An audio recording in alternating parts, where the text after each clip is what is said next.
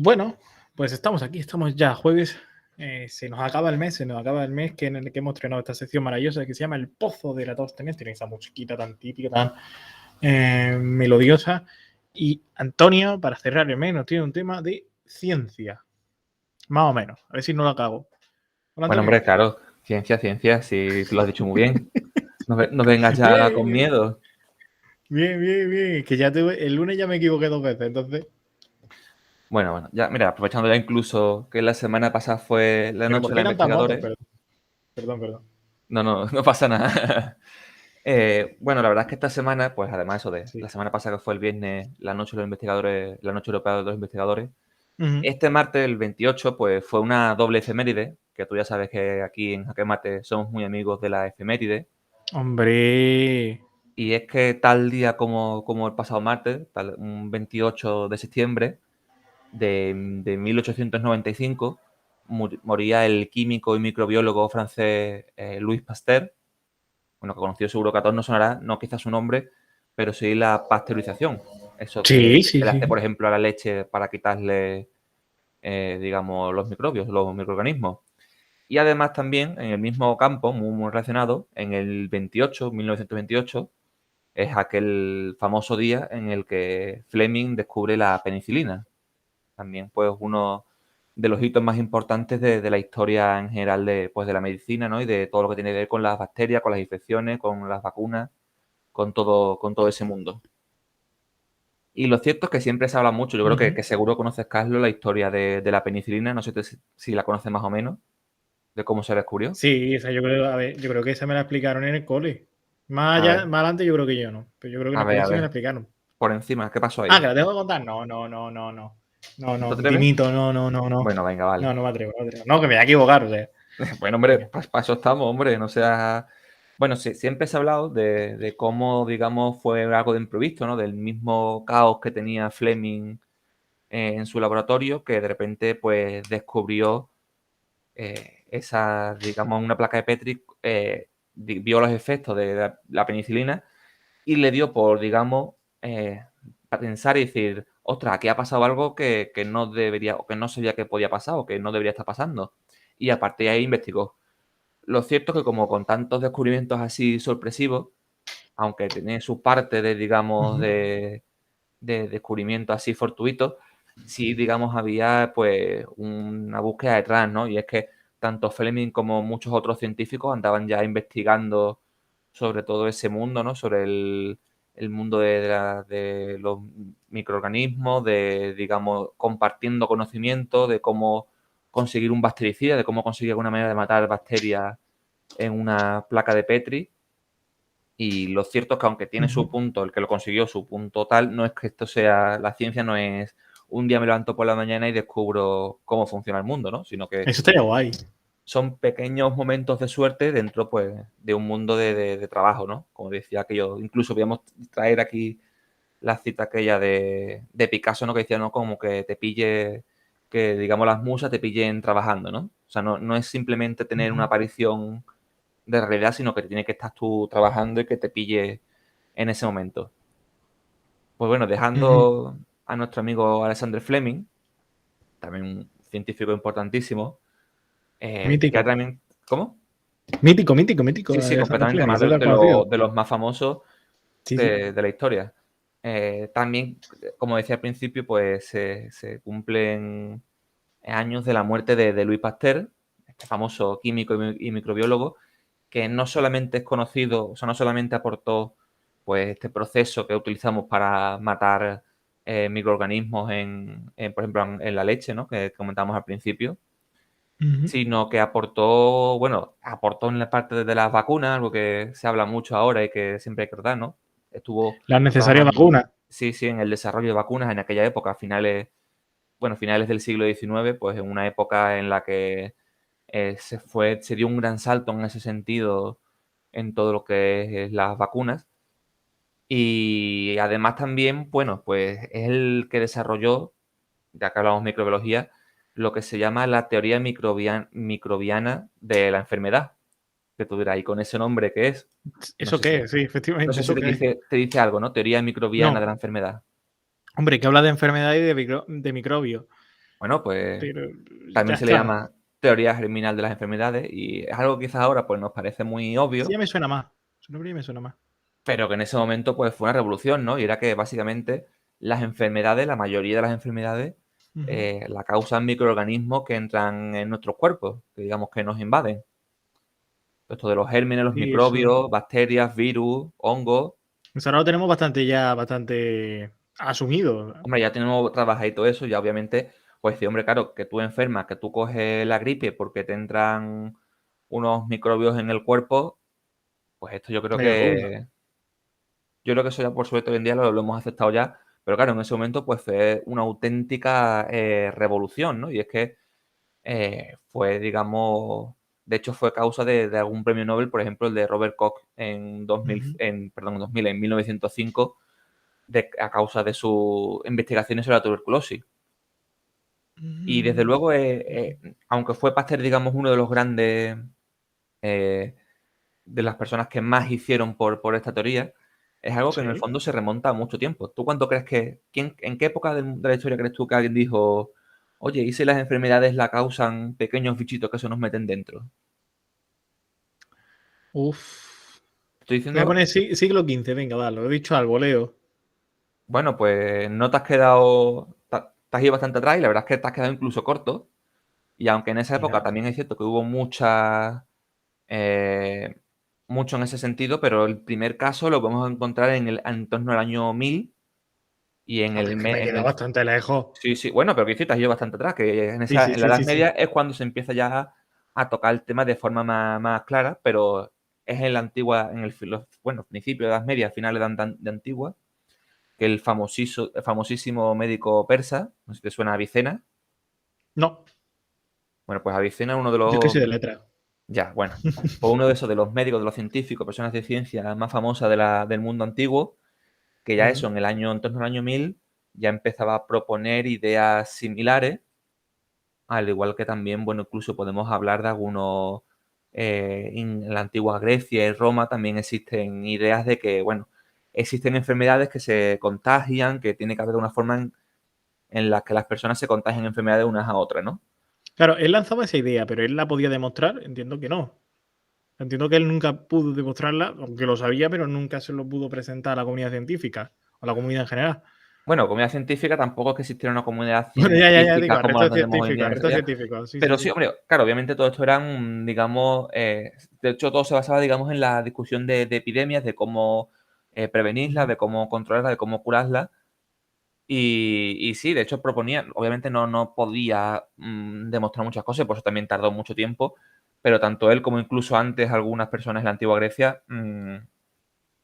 de lo que su propuesta era eso, que no, su teoría era que estas epidemias, estas enfermedades que asolaban de vez en cuando las ciudades, se contagiaban pues a través del aire por nuestra respiración unos a otros o del contacto entre personas porque había algo que transmitíamos de uno a otro que era lo que provocaba la enfermedad. Aunque también es cierto que este conocimiento no tuvo tantos seguidores dentro de, bueno, no vamos a Ujú. decir comunidad científica, pero sí, digamos, presciencia, debido pues las teorías de Galeno pues fueron dominantes durante bastante tiempo, que no sé si te suena el concepto esto de las miasmas, de los humores y todas estas ideas. No.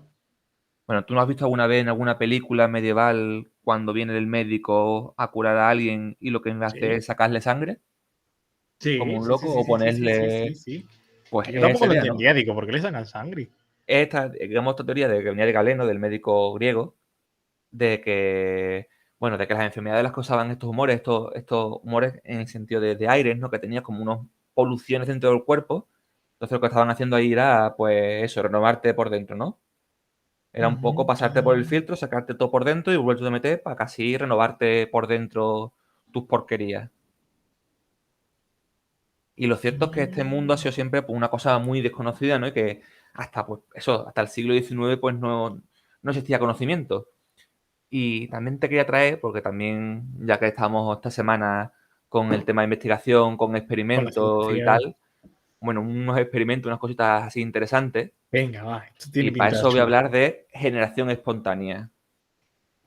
Tú Ese como... concepto ya es más conocido, sí. No me Ah, sí, pidas que lo defina. te suena mínimamente Pero la generación espontánea? no me pidas que lo defina, no. Pues No, entonces no me me digas digas. o sea, no me tires la caña y luego la recojas, porque Pero tú luego aquí te el llevas un experto, pescado. a ver, aquí el experto eres tú, yo soy el presentador. Ya. Soy yo el que tiene que hacer la pregunta, ¿qué es la generación espontánea? Bueno, pues tiene que ver con el origen de la vida. ¿Tú cómo crees que cuando dejas, por ejemplo, algo de comida que se ¿Sí? pudran en la basura, por qué crees que aparecen moscas? ¿Cómo aparecen ahí las moscas? Porque hay gusanillos en la manzana. Hombre, por el mal estado, ¿no? O sea, porque Pero se va poniendo en mal que, estado. o sea, se pone en mal estado y ahí de Sí. repente, ¿cómo llega ese bicho ahí? Ah, eso ya es lo que no sé. Claro, claro, claro. Bueno, te voy aquí a lanzar un salvavidas que te veo con miedo a liarla otra vez. Y es que Sí. durante muchísimo tiempo se pensaba que de alguna forma esa misma putrefacción era lo que creaba pues las larvas de las moscas o los gusanos o los diferentes microorganismos. Y Ujú. de hecho esto es tan antiguo que ya lo decía el mismo Aristóteles, que se supongo que si te sonará más, ¿no? Sí, hombre, sí, sí, sí. Hombre, No, ahora no hombre. me pidas que defina Aristóteles porque te No, pego no, ya. no, hombre. Ah, vale. No, no, hombre, digo, por lo menos un nombre que le suene al pobre hombre. Oye, que Y Pasteur también me sonaba. bueno, pues eso, la idea es que pues tanto los gusanos, las moscas, las garrapatas, digamos que todas estas cosas, incluso las ratas, pues nacen de la propia basura, de la propia putrefacción. Algo que obviamente hoy en día es cierto que aún existe un cierto desconocimiento, y aquí tampoco te quiero pinchar mucho, pero sí es cierto que hay mucha gente que le preguntas y no sabe decirte, claro, tú dices, claro, la manzana se pudre y aparecen bichos.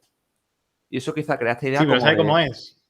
claro, no es que la putrefacción cree bichos, sino que es que viene un bicho, viene por ejemplo una mosca, ve putrefacción, come un poquito ahí, deja sus larvas y se va. Y eso fue, pues, digamos, una revolución en ese sentido de cómo entender la vida y de cómo entender, pues, todos estos procesos por parte de la ciencia. Y es que tuvo que hacer, ahí se consideran tres grandes experimentos en este sentido para demostrarlo, que, bueno, que ya empezó en la Edad Media a proponerse, pero hasta, como decimos de nuevo, la época de Pasteur no se terminó de hacer. Rápidamente, que veo que el tiempo se nos va comiendo. El primero de todo, en el Como la siglo manzana. XVII, exactamente. Francesco Redi, un médico italiano. Buen hombre. Claro, este es un médico lo que considera, como decíamos, un insecto no nace de la putrefacción, el insecto de alguna forma tiene que ir. Entonces, pues lo que hizo fue Sí. coger restos de carne y ponerlos en tres frascos. Un experimento súper fácil de hacer que puede hacer incluso uno en su casa. Con trozos de carne en tres frascos. Uno lo dejó abierto y los otros dos los cerró. Ujú. Efectivamente, todos se pudrieron, pero solamente el primero, que estaba abierto, era en el que al final acabaron apareciendo larvas y acabaron apareciendo mosquitas, independientemente de las moscas que se posen, ¿no?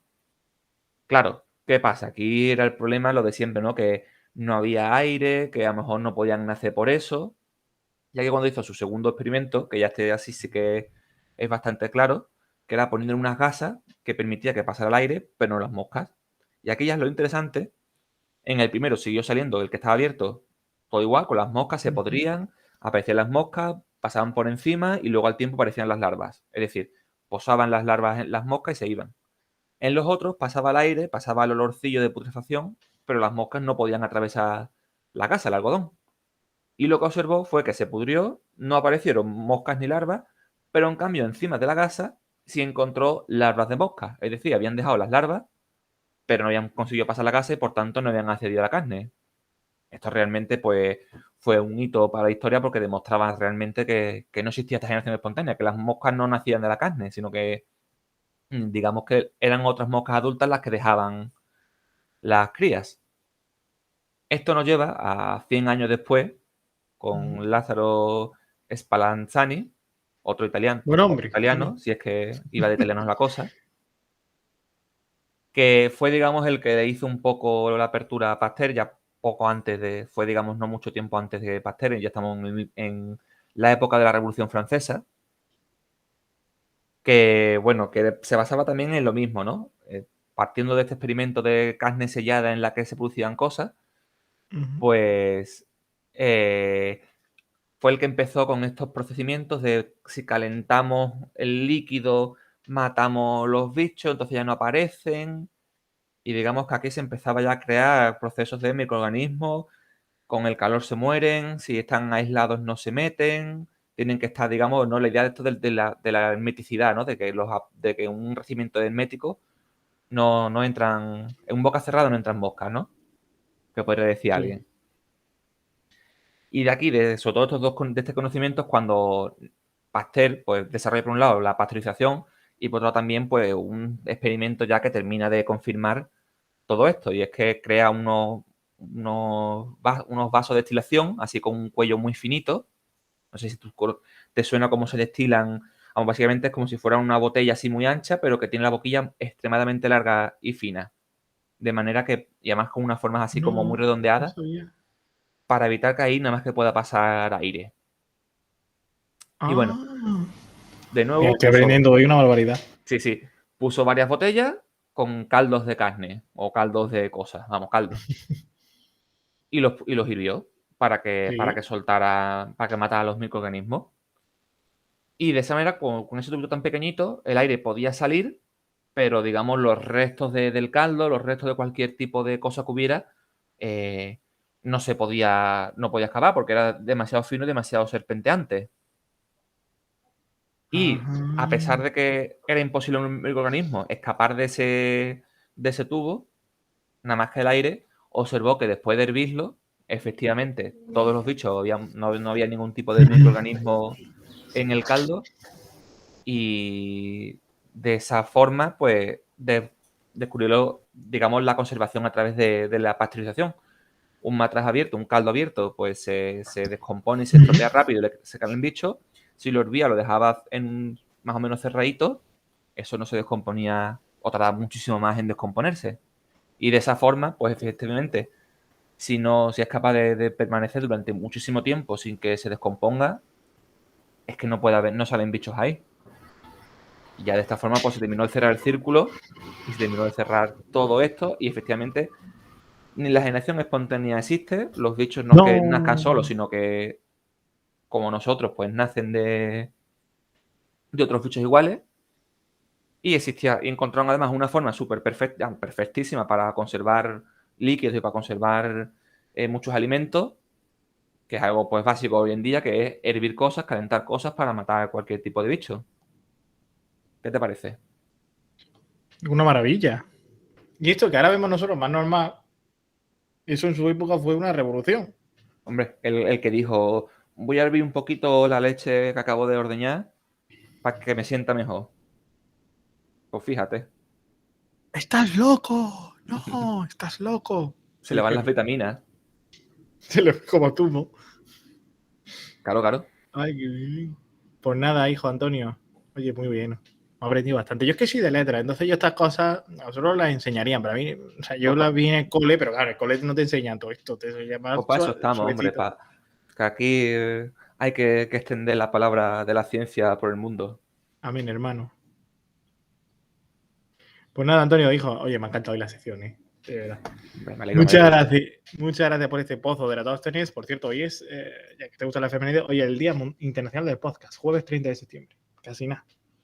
Ahí te lo dejo. Para ti, Bien, bien ahí. de regalo. Bueno, para ti, para mí, para todos. Para que te haga Para una cerveza celebrarlo. ahora, nuestro no. Una cervecita ahora va a entrar, vamos, de gloria. Bueno, Antonio, muchas gracias, de verdad.